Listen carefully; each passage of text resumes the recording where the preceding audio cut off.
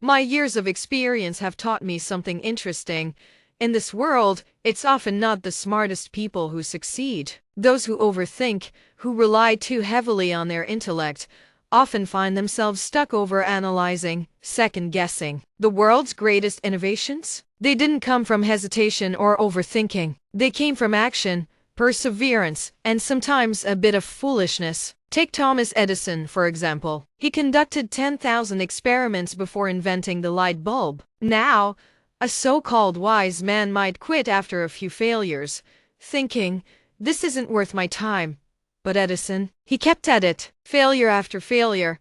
He embraced the process until he lit up the world literally. Or look at the Wright brothers. They didn't start out as aviation pioneers. They ran a bicycle shop. They fixed punctures, earned a living, and invested their hard-earned money into years of experiments, 16 long years, until they built the first airplane. What does this tell us? The people who change the world aren't necessarily the smartest. They're the ones who are bold enough to act, to fail, and to keep going. Now, let me tell you a story. It's a tale from ancient Indian mythology, but its lessons are universal. There was a king named Hiranyakashipu, a man who thought he could outsmart death itself. He prayed and asked for a clever set of blessings, that he wouldn't die during the day or night, not on land, not in the sky, not by a human, not by an animal, not by a weapon, not by bare hands. He thought he'd beaten the system, but when his time came, a half-lion, half-human being,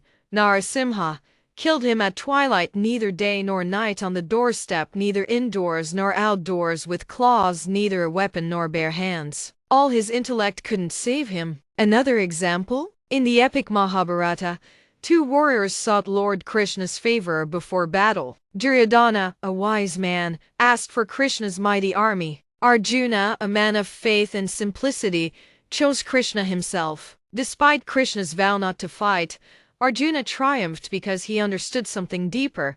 It's not just about intellect. It's about faith, trust, and making the right choices. Finally, think about Lord Rama, who was told he'd be crowned king the next day, only to be sent into exile for 14 years instead. He didn't argue, complain, or resist. He simply accepted his fate with grace, and today, he's revered around the world as a symbol of righteousness. Here's the point. Sometimes overthinking gets in the way of greatness. It's not about how clever you are, but how willing you are to act, to persevere, and to embrace the journey, failures and all. So, if you're out there wondering, am I wise enough? Am I smart enough? Remember, it's not your intellect that defines your success. It's your courage, your persistence, and your willingness to try, fail, and try again.